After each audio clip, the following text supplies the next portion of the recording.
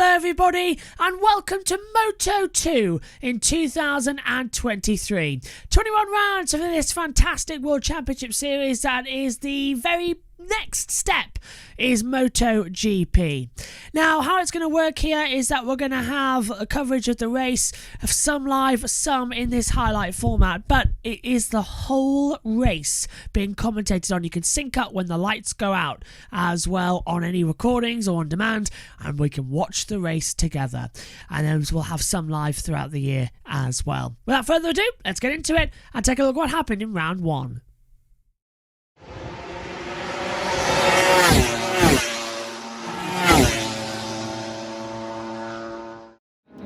Here's the grid then. It's Salak, Aaron Canet, Acosta, Vietti, Gonzalez, Alcoba, Arenas, then it's Alberino, Lowe's, Ben Schneider, then we get Binder, Dixon, Chanchan, Lopez, Baltus, Aguera, Garcia, Goldberg, Roberts, Gonzalez, Dalla Porta, Ramirez, Foggia, Kelly, Skinner, Torres, Sanchez, and Nozane as well. It's going to be a fantastic battle of wills as they head down towards the first corner. Who is going to be the Moto2 World Champion of 2023? We have a green flag at the back. It's all eyes to the lights. Moto2 is under starters orders. Lights out, race on. Good start from the front row as well. Salak will lead towards the first corner with ease. But here comes Acosta and Aaron Canet. Aaron Canet from the middle of the row takes the lead towards turn number one as they come through turns 3 and 4. Into Lagos we go as well. And so far, look at the inside as well. A good move there as well from Salak to take second position. Pedro Costa going to fall back into third. Aaron Canet leads the way then on lap 1 of 21 for the Moto2 race here at Portimao. Into the braking zone then. Acosta's coming under pressure a little bit as well for Vietti. Vietti, by the way, has a long lap penalty to take in this race for an incident back at the Valencia race in 2022. So remember that, he's got a double long lap penalty to serve at some point in this event, so he'll come down through the pit lane twice in total as well. Timing screens updating then with the full runners of the 28 here at the moment, as a little bit of a wiggle from Salak, and Acosta's going to slip up the inside coming into turn 10 and 11 at Portimao. Hasn't worked out that way, so the door gets a little bit shut. Canet's going to have to really defend. Acosta dive bombs into turn 13, nearly gets his front wheel taken off for good measure as they try and swing back through.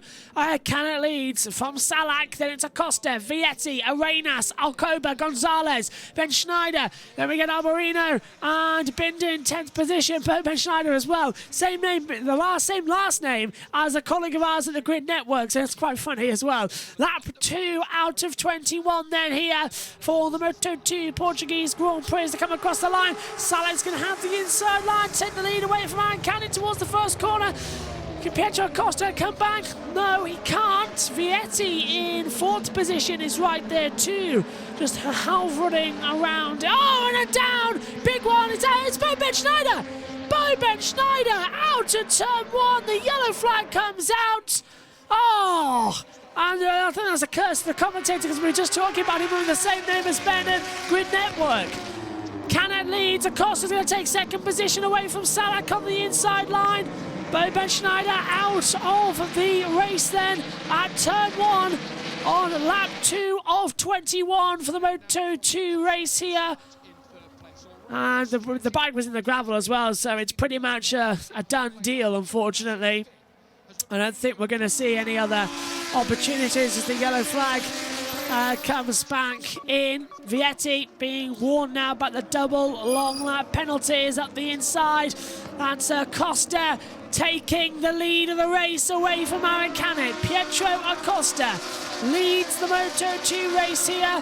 And now Salak looking on the inside of Canet, not going to work out there. Joe Roberts up into 15th position, passing Garcia and Sam Lowe's as well from Great Britain up into 17th position. Through Sarges. Then the Galp at turn 15. Little look there as well from Philip Salak if he's going to have a little go.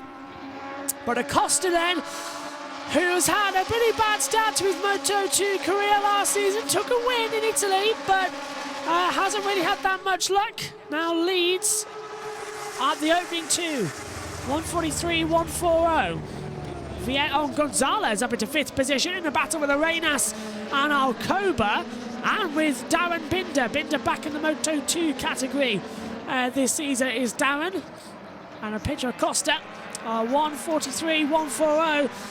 With the fastest lap of the race, as we said. Best lap record from 2020 was Remy Gardner's, a 142, 504 from Gardner. And Acosta leading for the Red Bull KTM team.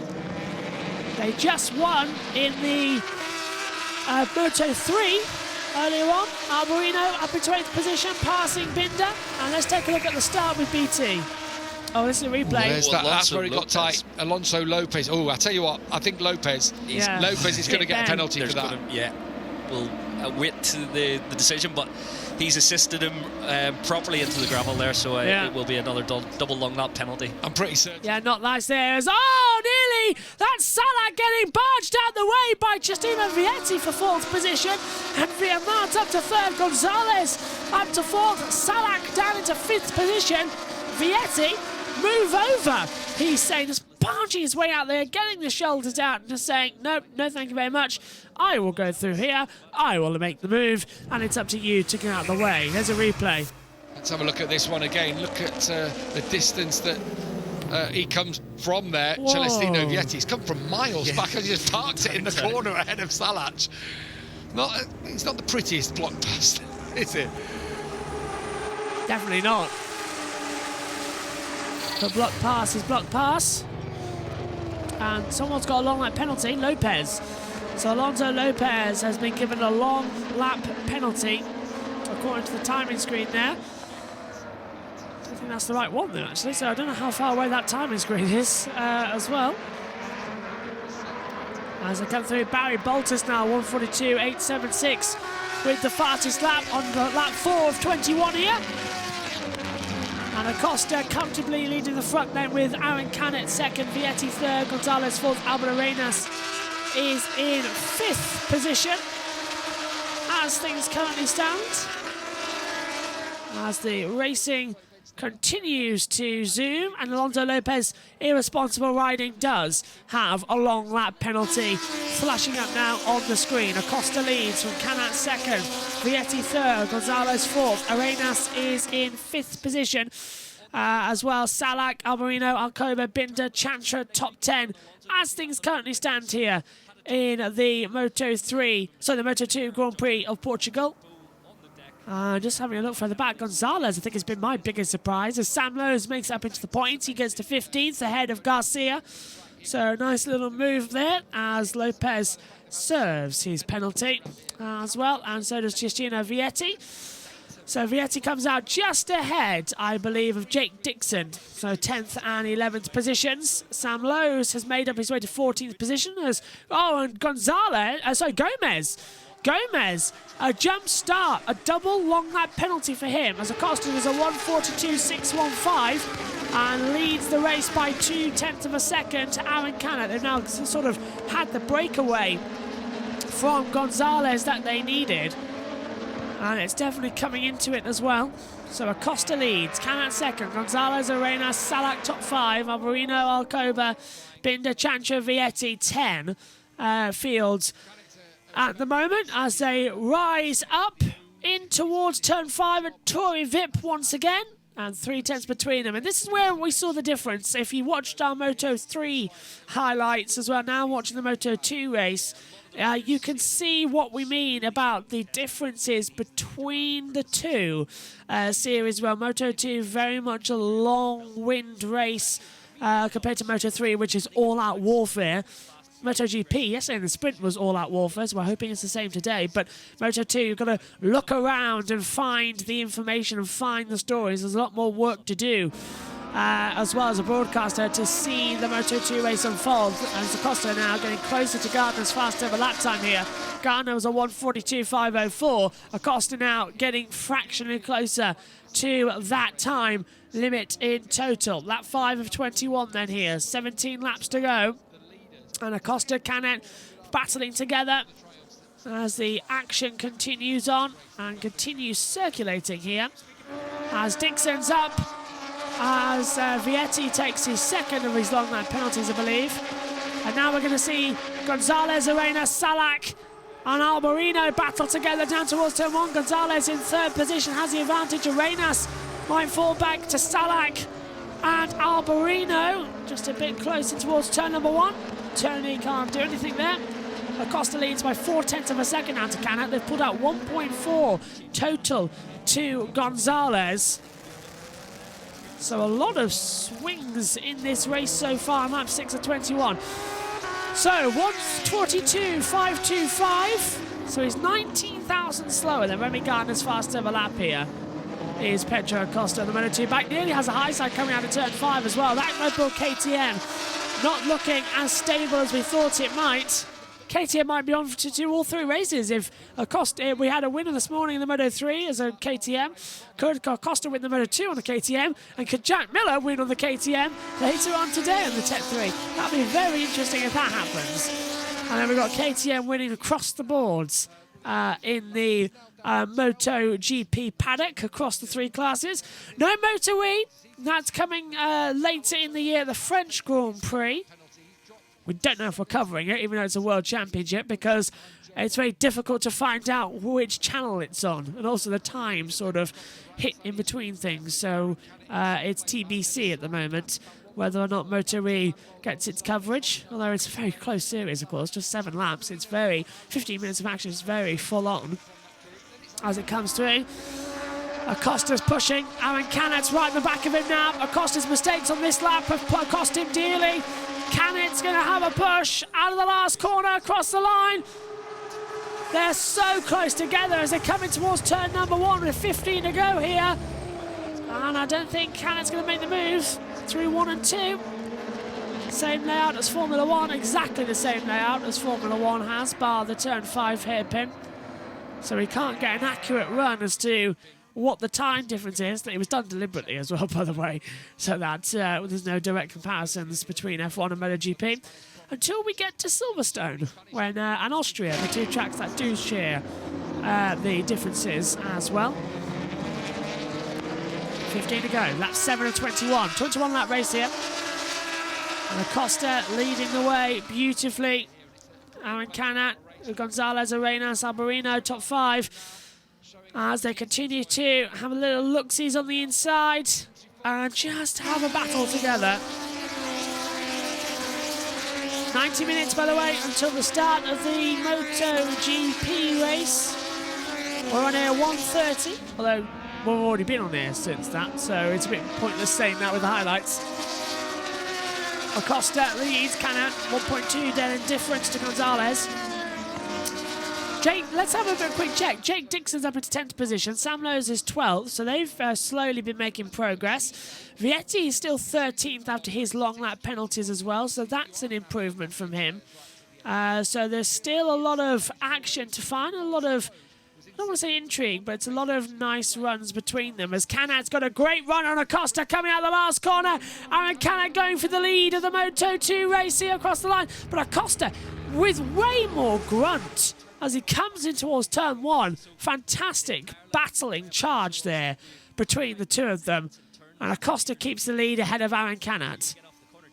Changes as the fuel load goes down, as the grip drops ever so slightly with the tyre and you've less rubber. So the likes of Jake, we know, is brilliant at coming forward throughout the race. Sam also saying the same this year. So yeah, fastest lap of the race there for Sam Lowes, 42.7. Yeah, it's his personal best. He's just pulled a second on Celestino Vietti like that. They were riding together after Vietti had taken his long lap, and Lowes has just pulled away from him, and he's actually closing in rather rapidly on Baltus and Dixon ahead of him. Yeah, lapping 0.4 of a second faster than Acosta and Canet, the leaders of this race. So Sam finding his form at this point. He's only 6.1 seconds back off these 2 leaders. So yeah, a long way to go with 13.5 laps remaining.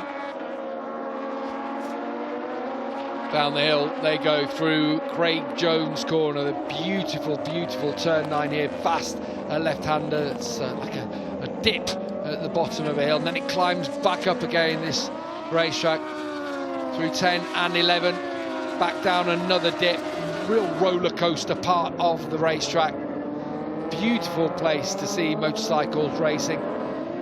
As the Costa drops into 14 now, penultimate corner on this circuit. That's where the long lap penalty is, on the outside of the racetrack. And the Costa, it's almost like he's reacted to seeing Canet alongside him. I tell you what, Canet is strong in this last sector. He's closed in a number of times now. It's almost like he's able to wind it on that bit more, because the gap had opened up between them again, and right on the back of Acosta across the line. Yeah, he's got it turning over the crest. It's a difficult last corner. The bike just goes light over the bumps, the front's bouncing as Arbolino makes his way into third. He got a similarly good run out of the last corner, and the drafting Manuel Gonzalez down into turn one, and the speed he's running at the moment, it's matching the leaders. It's going to have to work hard to get across to Aaron Canet.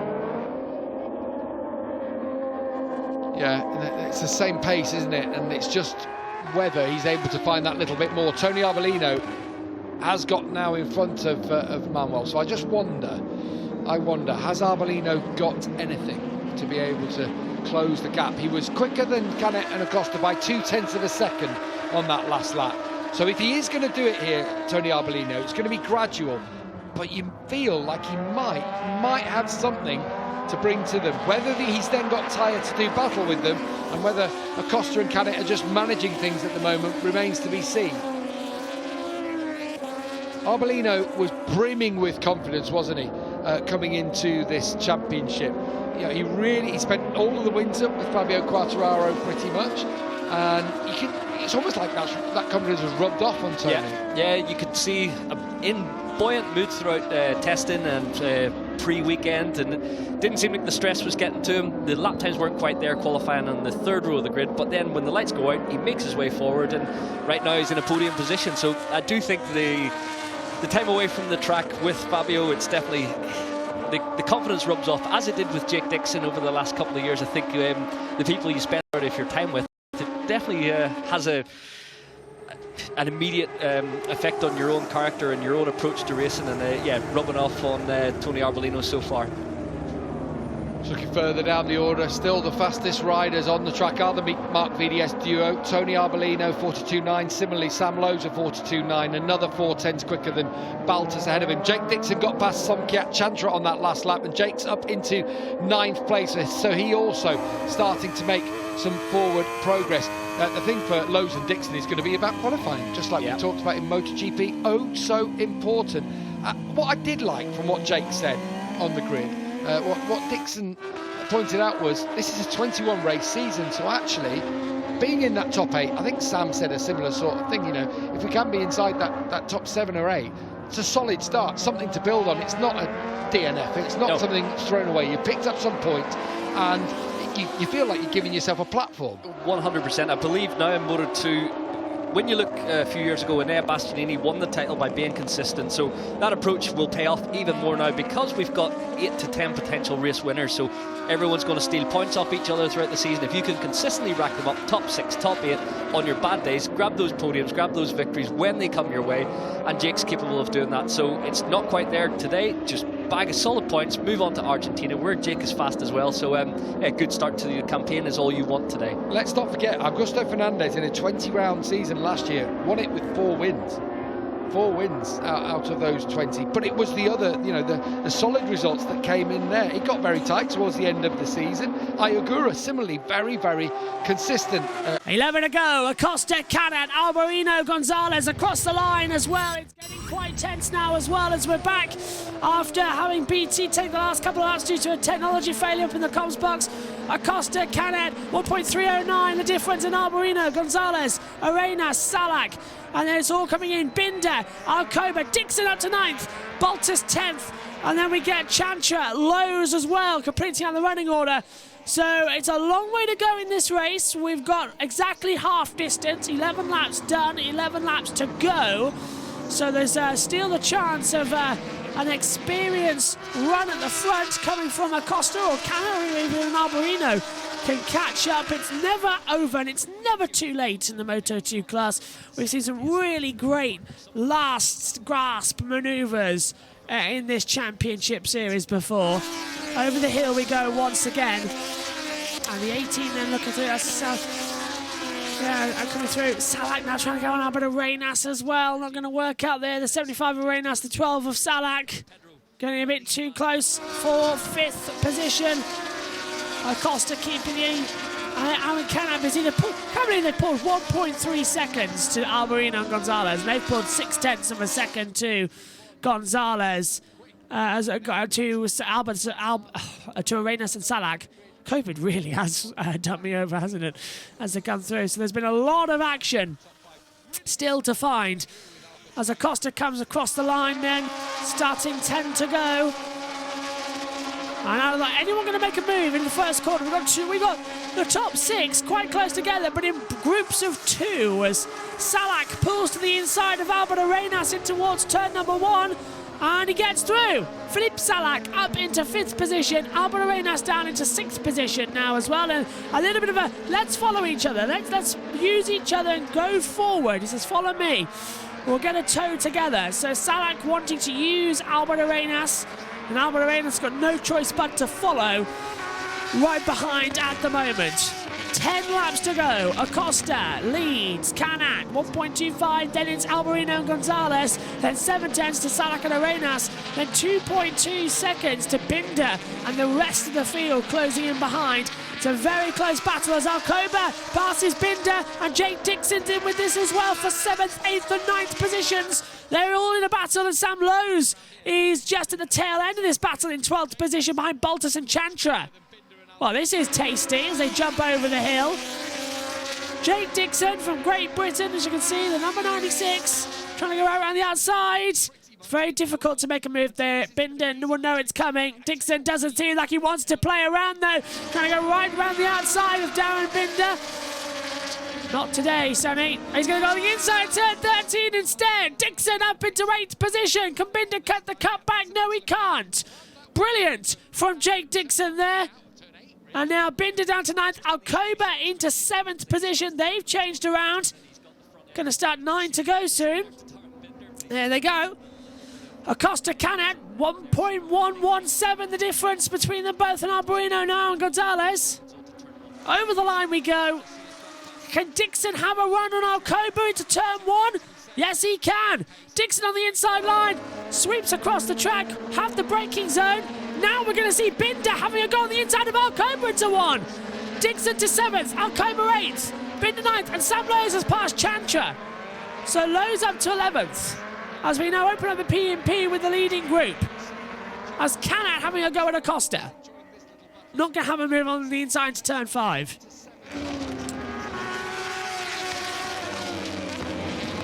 Love listening to the bikes as well. See, looking at that, the lead is just exiting this complex that they're coming into now. So they are close together, but they're too spread out to make some moves. That's exciting. It's a difference we see in MotoGP that gets everybody het up. Moto2, it's a bit of a slow burn, but this has actually been one of the more entertaining Moto2 races we've seen for a while.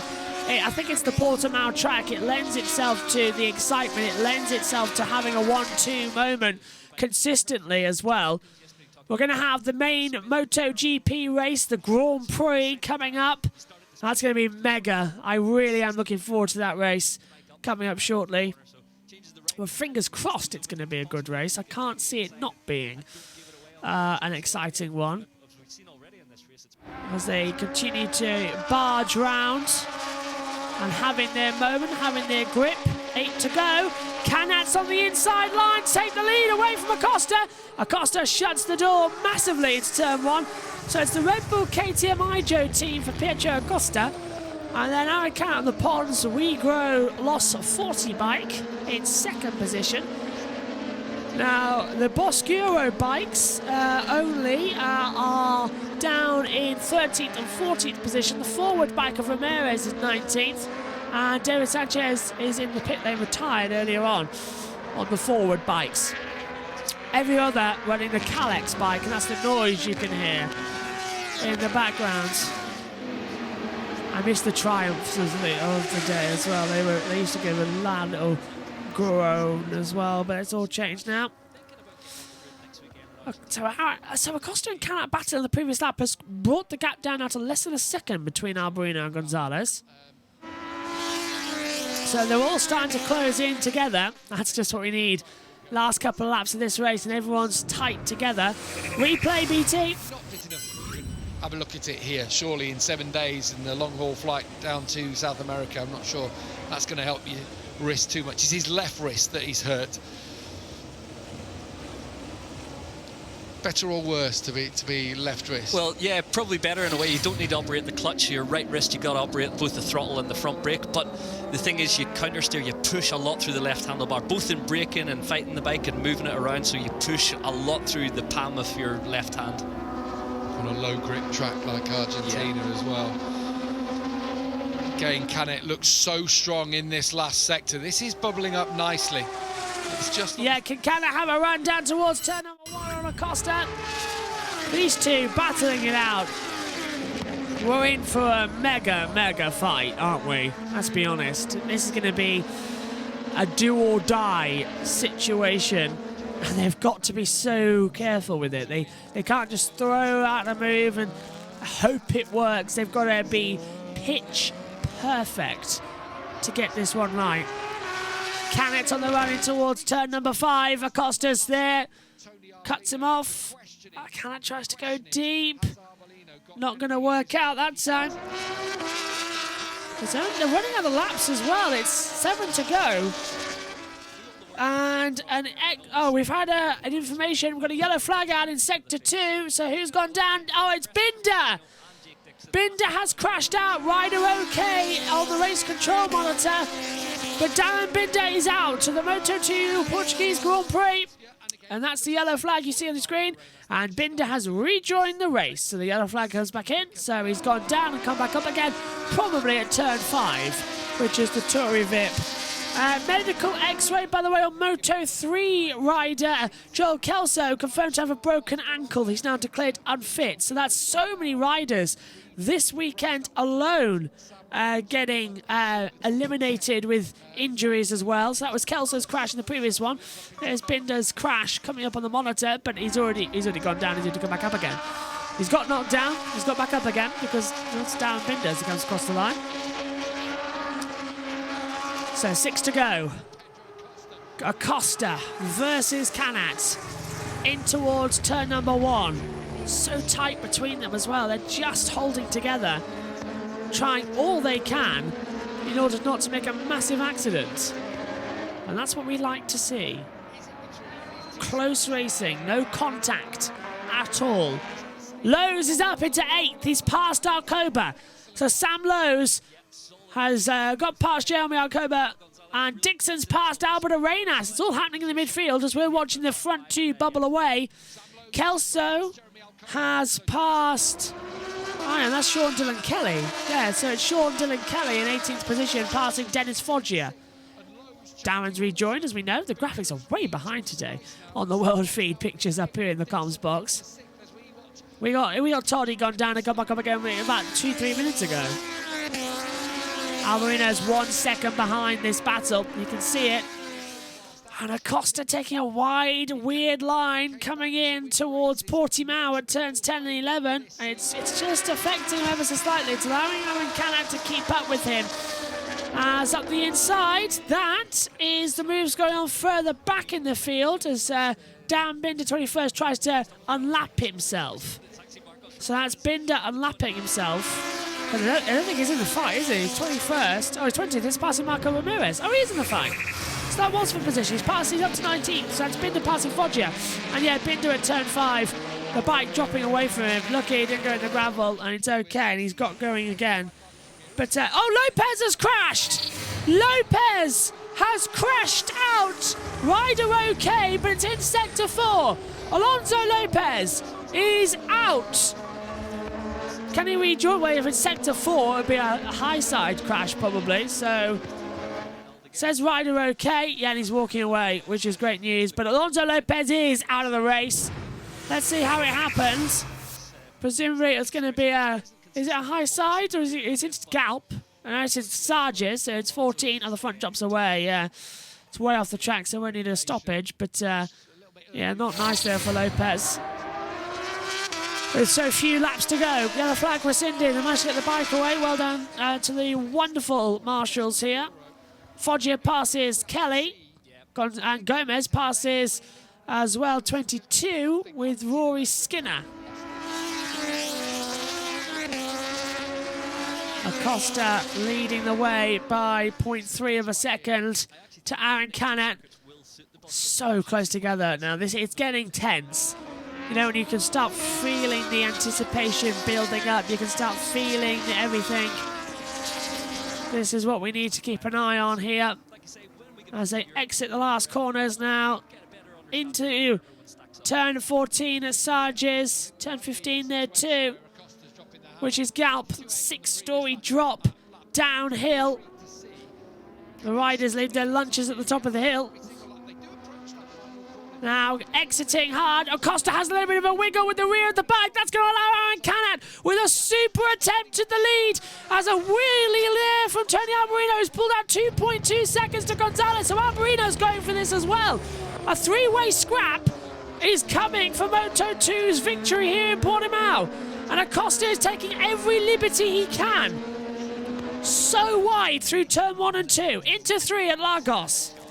Uphill into turn 4. And now running down towards turn 5 at Torrey Vip. Can Canet have a run? Oh, he's thought about it on the inside line, but no. So this is going to be a last couple of laps manoeuvre. I think Canet is also practicing the slipstream move at the last corner in towards the start line. He's practicing. Is it possible for me to do that? Is it possible for me to slipstream into turn 1 and get it before the line? That's what he needs to practice. I don't think he wants to, though. So Alberino is now in no man's land. Acosta and Canet is 1.4 ahead of him. And Alberino is 2.5 seconds ahead of Salak and Gonzalez in their battle. They are 2.2 seconds ahead of Dixon, and the rest of the battle further back. But Jake Dixon up into 6th position is a storming ride. Really is. Coming up on 3 laps to go then. How long could Acosta hold Canet back? How long until it becomes a little bit too much and it requires some additional massaging of the egos to take either a win or a loss? Which one will be on top of the podium in a 3 laps time? Across the line we go then. Canet practicing. Don't think he can get ahead of Acosta until before it's turn number 1. The gap between Alberino and Canet, 1.9 seconds now. So Alberino is beginning to slip back. It's annoying. He can see it happening in front of him, but he's got no pace to catch up on those tyres. He's on medium front, soft rear on these tyres, on the Dunlops. Up here we go into the braking zone then, into hard braking turn 5 at Torrey Vip. They've got 2 seconds now. Acosta Canet 2 seconds ahead of Alberino. That's amazing. Oh, and Alberino in the first sector pulls it back to 1.7, so he's gained 0.3 of a second. So there's a slight change that's happened there. As Acosta slightly look over his rear of his shoulder saying, is Aaron still there? You still there, mate? You still there? Oh yeah, he's still there. Yeah. Not moving away anywhere near soon. As Canet closing in. Acosta going for another win in Moto2. Wants his first one as well of the season. And remember, usually everyone has warm-up to get used to, but there was no Moto2 or Moto3 warm-up. That procedure got scrapped. It's qualifying, then it's straight to the race. So they've had no warm-up, unlike MotoGP, which had 10 minutes. It's a really strange procedure this season as they battle through. But Aaron Canet has never won in Moto2 before. And Pedro Acosta has had 3 wins all last season as well. Italy, San Marino and Valencia. Acosta is going for back-to-back Moto2 wins. The epilogue last year was a victory after the championship fact. This year he wants to start it off with the championship lead going into the next round in a week's time in Argentina. We'll be live for MotoGP coverage, highlights of the Moto2 and Moto3 as always. A lot of action, a lot of anticipation coming through. Who is it going to be? Acosta's 4th win? Or would it be Aaron Canat's first win? He's still chasing it. Tony Alberino, by the way, in third position. If he manages to win, it will also be his fourth career win in Moto2. As a little bit of a fact-finding mission for you there. As we see, coming up then to the last lap. This is what we say about Moto2. It's not always the most exciting. It's the most cliffhanger one. In terms of the fact there's tension throughout the race, but there's no immediate overtakes. There's no immediate gravitas to the situation. There's no punching feeling that you get. But Pietro Acosta is shining on the KTM. They're going to do the double then. Red Bull KTM Tech 3 this morning. Red Bull KTM Ijo in Moto2. Can Red Bull KTM have the win in the Premier class with Jack Miller later on? We'll find out. Got to deal with this first. Last lap the call for Moto2's Portuguese Grand Prix. Acosta leads by 0.8 of a second across the line to Aaron Canat. They've all pulled 2.6 seconds to Alberino, who's 2.9 ahead of Salak and Gonzalez. Dixon's closing in on that fight as well, actually. He's 1.4 seconds back, so maybe not, sadly. But I think we've got the running order. I think we know who it's going to be. Acosta's pulled a second out to Aaron Canat now. The young oncoming star, the Moto3 World Champion of 2021, right here at Portimao as well. Now coming in once more to take another win. 2020 we started covering Moto2 and Moto3 with recording them. So that's 2020, 2021 and 2022. And now 2023, it's the first time we've put them on YouTube. They're ready finally. I know it's weird that, isn't it? We've been doing it for so long. Doesn't seem like it. But a couple of seasons of prep work. Now finally we can get them on YouTube. After a couple of years of trying, to be fair. Into the last corners then. Back-to-back wins coming for Pietro Acosta. One in Valencia last season to end the season. It's the perfect bookend as well. As one chapter closed without the championship, another opens. Pietro Acosta exits the last corner, rises uphill to the double checkered flag and wins in the Algarve. Punches the air, finger gun salute. Pietro Acosta wins the Portuguese Grand Prix for Moto2. Aaron Canat will have to wait yet again for his first ever win. Tony Alberino is third. Philip Salak fourth. Gonzalez fifth. Dixon sixth. Sam Lowes finishes seventh. What a ride for the two Brits. Then it's Albert Arenas, Alcoba Chantra, Vietti, Baltus, Aguirre, Roberts, Garcia Binder, Gomez, Foggia, Della Porta, Kelly, Ramirez, Skinner, Torres, out of the race Lopez, Van der Goldberg, Sanchez and Bo Ben Schneider. But it's podium third for Tony Alberino, Aaron Canat second, and your race winner, Pietro Acosta, the first winner of 2023 Moto2. So Pedro Acosta wins the opening race of the season. Aaron Canat goes into second. Alberino rounds out the podium. Salak, Gonzalez, Dixon, Lowes, Arenas, Chantra and Alcoba round out the top 10. Vietti, Baltus, Aguirre, Roberts and Garcia the points positions. Down Binder in 16th and Gonzalez, Foggia, Della Porta, Kelly, Ramirez, Skinner, Torres, and then non-finishers of Lopez, Van der Gorsberg, Sanchez and Bo Ben Schneider down out in last position. So Pedro Acosta bookends the end of 2022 and the start of 2023 with race victory and leads the championship. We do it all again then in 7 days' time when we go racing in Argentina at the Termas circuit as well. Do join us then. From us all here, bye-bye for now.